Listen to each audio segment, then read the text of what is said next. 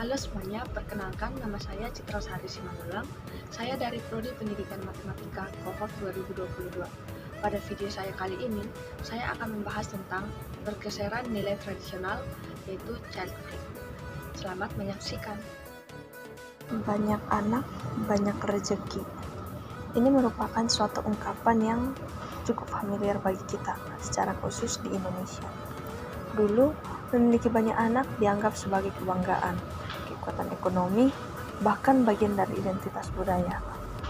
Di masa lalu, memiliki banyak anak dianggap sebagai bentuk kekayaan, keberkahan, bahkan kehormatan dalam masyarakat. Tapi sekarang, dunia sudah berubah. Kebudayaan dan pandangan sudah berubah. Hari ini, kita justru sering melihat atau mendengar kalimat-kalimat seperti berikut. Fenomena di atas disebut sebagai child free, atau memutuskan untuk tidak memiliki anak. Dan fenomena tersebut menjadi semakin umum di masa sekarang ini.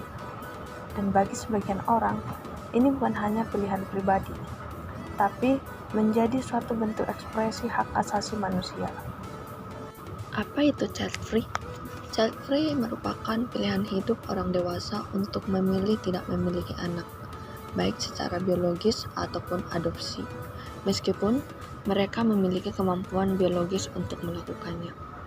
Seseorang yang menganut child free beranggapan bahwa anak bukanlah satu-satunya sumber kebahagiaan.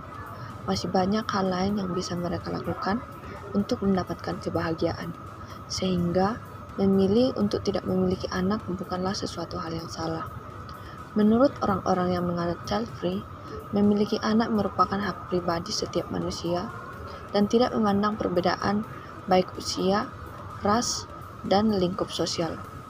Fenomena child free semakin marak di berbagai belahan dunia, termasuk di Indonesia. Fenomena ini pun semakin berkembang dari waktu ke waktu. Berikut data-data dari berbagai negara terkait perkembangan child free. Yang pertama yaitu laporan National Survey of Family Growth dikutip dari laman Good Doctor. Tidak kurang dari 15% wanita dan 24% laki-laki memutuskan untuk tidak memiliki anak di Amerika Serikat. Yang kedua, berdasarkan survei dari General Social Survey atau GSS di Kanada, pada tahun 2001 mengungkap bahwa 7% orang di Kanada berusia 20-34 tahun, mewakili 434.000 orang menyatakan berniat tidak memiliki anak. Dan yang terakhir ini dari Indonesia, yaitu berdasarkan kajian dari Badan Pusat Statistik atau BPS, sekitar 8,2% atau setara dengan 71.000 perempuan di Indonesia memilih untuk menjalani hidup tanpa anak. Terdapat alasan orang-orang yang memilih child free yang dapat dibagi menjadi 5 kategori. Yang pertama yaitu pribadi. Orang-orang yang memilih child free dengan alasan pribadi biasanya memiliki kondisi tertentu dan secara pribadi menolak akan kehadiran seorang anak yang berdasarkan pengalaman yang dia rasakan ataupun melihat pengalaman dari orang lain. Yang kedua yaitu psikologis dan media psikologis. Psikologis dan media psikologis berkaitan dengan sesuatu yang mempengaruhi baik pikiran, perasaan, maupun motivasi seseorang. Terdapat beberapa kondisi psikologis yang menjadikan seseorang memilih untuk child free, seperti adanya trauma, kecemasan, ketakutan, hingga gangguan kesehatan mental lain yang dapat mempengaruhi kegiatan sehari-hari dan kehidupan seseorang yang menderitanya.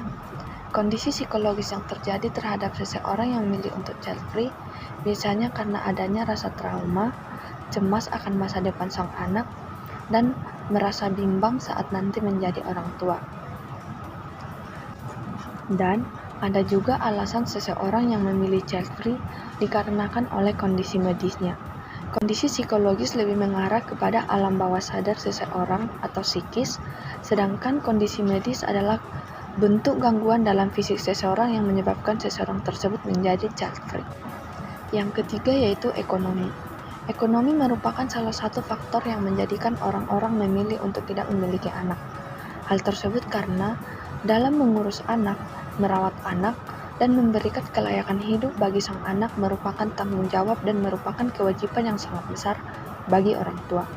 Kondisi ekonomi dapat menentukan apakah seorang anak tercukupi dalam berbagai hal seperti gizi yang terpenuhi, pendidikan yang cukup, kesehatan yang terjamin, dan masih banyak hal lain. Yang keempat adalah filosofis. Memilih untuk menjadi seorang child free bisa muncul dari prinsip atau filosofis yang dipercayai oleh seseorang di dalam kehidupannya. Sama seperti hal sebagian orang yang percaya bahwa seorang anak adalah anugerah dari Tuhan dan melahirkan menjadikan suatu keajaiban. Maka, ada sebagian juga orang yang percaya bahwa kebahagiaan sesungguhnya tidak berasal dari memiliki seorang anak. Masih banyak hal lain yang menjadikan kebahagiaan untuk mereka. Orang-orang yang memilih child free memiliki alasan filosofis bahwa dunia yang ditinggali oleh manusia sekarang sudah tidak layak huni dan sudah tidak cocok untuk anak-anak. Orang-orang child free yang menyukai anak-anak lebih memilih untuk menjadi bagian dari komunitas atau menjadi volunteer untuk membantu anak-anak yang kekurangan, tidak mendapatkan pendidikan yang layak atau kondisi yang kurang beruntung lainnya. Dengan mereka membantu anak-anak tanpa harus melahirkan dari keturunan mereka sendiri, sudah lebih dari cukup untuk memperoleh kebahagiaan dan kesenangan terhadap anak-anak. Yang kelima yaitu lingkungan hidup. Dalam sebagian orang yang memilih untuk tidak punya anak atau child free, beranggapan bahwa dunia sekarang sudah tidak baik untuk pertumbuhan sang anak. Mereka juga menganggap bahwa dunia sudah bukan tempat yang ideal untuk kehidupan manusia.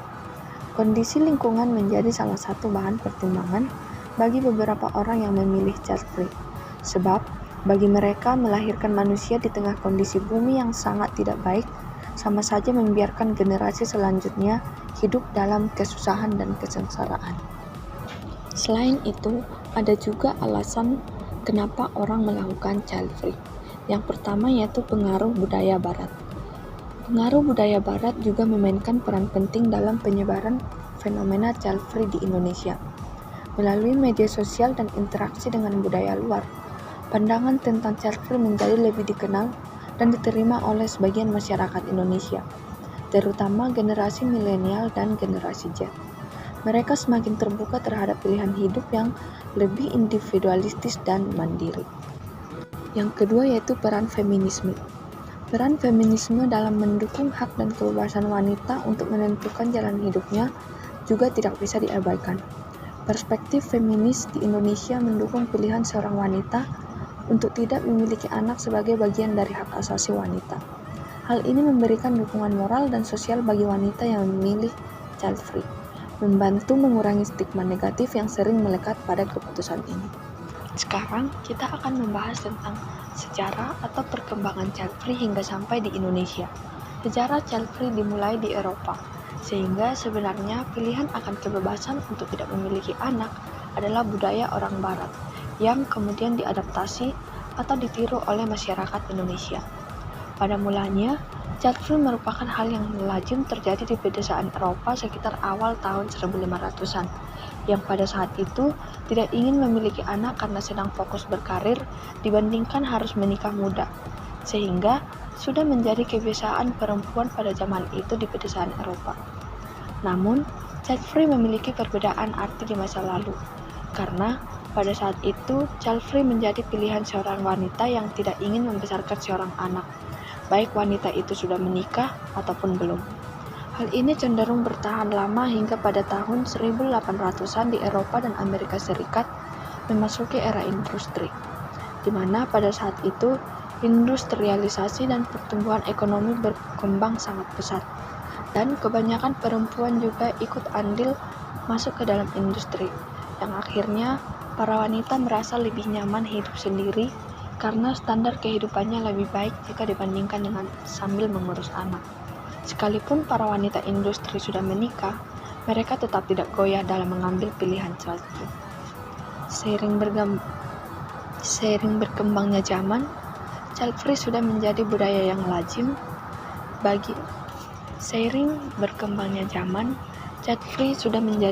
yang lazim bagi orang barat, sehingga tidak menimbulkan sebuah kontroversi akan pilihan tersebut.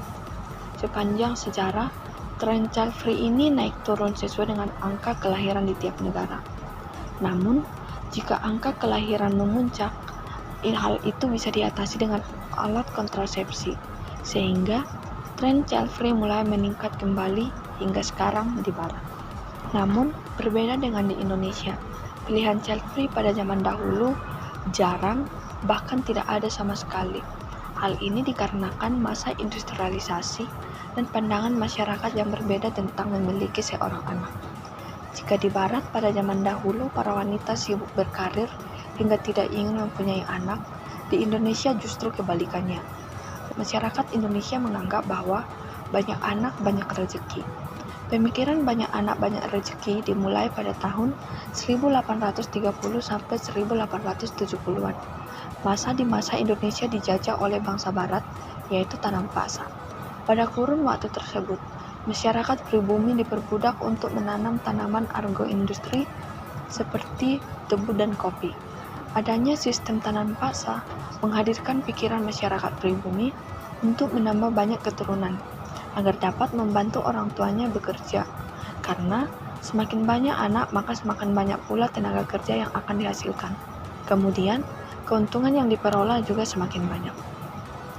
Adanya sistem tersebut membuat pandangan mengenai keuntungan memiliki anak banyak terus mengakar di pikiran masyarakat Indonesia sampai kemerdekaan Indonesia terjadi pada tahun 1945. Pada masa 1945, masyarakat Indonesia banyak yang mengandalkan sektor agraris sebagai mata pencaharian masyarakat yang paling utama. Namun, pada tahun 1960-an, mulai terjadi perubahan dari agraris menuju ke industri, yang mengakibatkan adanya penurunan angka kelahiran. Karena pada masa industrialisasi sudah diperkenalkan alat kontrasepsi untuk mengurangi angka kelahiran di Indonesia. Kemudian, semakin bertambah majunya sistem di Indonesia, pemikiran masyarakat juga mulai berubah, dan konsep child free juga mulai menyebar luas di segala lapisan masyarakat. Tak hanya itu, masyarakat juga mulai banyak yang menerapkan konsep ini dalam kehidupan pernikahan mereka. Hal tersebut memiliki akibat yang terasa dalam bentuk perubahan peran perempuan, struktur sosial, dan angka kelahiran lokal, walaupun belum terlalu masif atau kontroversial secara global. Adapun relevansi dari fenomena tersebut, yang pertama, peningkatan jumlah orang yang berpandangan positif tentang child free, serta ditemukan stigma yang tumbuh akibat dari maraknya fenomena tersebut. Peningkatan jumlah orang yang berpandangan positif terhadap gaya hidup child free menunjukkan adanya perubahan cara pandang masyarakat terhadap peran keluarga dan makna kebahagiaan. Bila dulu memiliki anak dianggap sebagai bagian tak terpisahkan dari kehidupan yang utuh, kini semakin banyak individu yang merasa bahwa hidup tanpa anak pun tetap bermakna dan layak dihargai. Seperti yang disampaikan oleh Neal dalam jurnalnya, perubahan ini tidak hanya menunjukkan bertambahnya penerimaan, tetapi juga memunculkan stigma sosial baru, baik terhadap mereka yang memilih child free maupun terhadap mereka yang masih memegang nilai tradisional. Yang kedua yaitu, di Indonesia mulai maraknya bentuk dukungan seperti komunitas-komunitas yang dibuat oleh orang-orang yang menganut paham child free. Di Indonesia, fenomena ini mulai terlihat nyata melalui berbagai bentuk dukungan terbuka terhadap gaya hidup child free. Salah satunya datang dari figur publik seperti Gita Savitri yang menyampaikan pandangannya lewat berbagai media, termasuk video yang sempat viral di masyarakat. Iya, jadi sebenarnya aku sama Paulus itu child free. Kita emang nggak ada rencana ingin punya anak gitu kan, kita pinginnya berdua aja gitu. Selain itu, di media sosial juga mulai bermunculan akun-akun Instagram yang secara khusus mengangkat isu child free. Hal tersebut menjadi ruang bagi orang-orang untuk berbagi cerita, saling mendukung, dan memperkuat identitas mereka sebagai individu yang memilih jalan hidup yang berbeda. Yang ketiga yaitu pergeseran nilai budaya.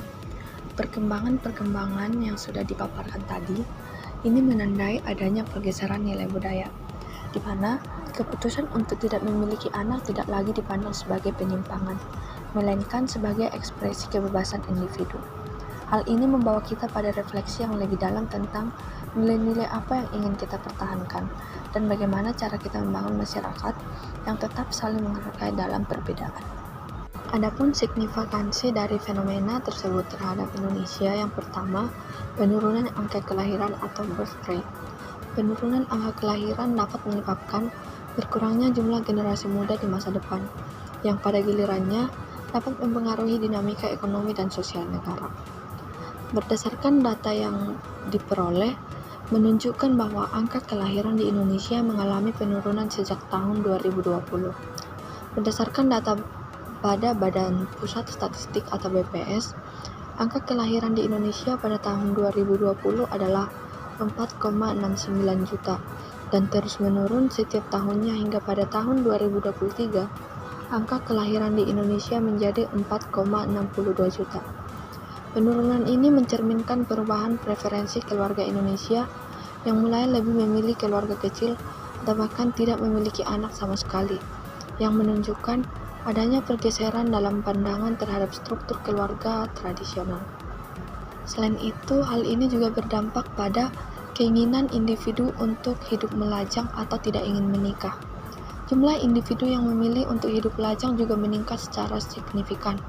Berdasarkan data BPS, pada tahun 2018, angka perkawinan di Indonesia sebesar 2.016.171 dan menurun setiap tahunnya hingga pada tahun 2023, angka perkawinan di Indonesia sebesar 1.577.255. Peningkatan ini menggambarkan perubahan sosial yang mendukung pilihan hidup yang lebih individualistis dan mandiri, di mana hal ini juga berkontribusi pada tren child free.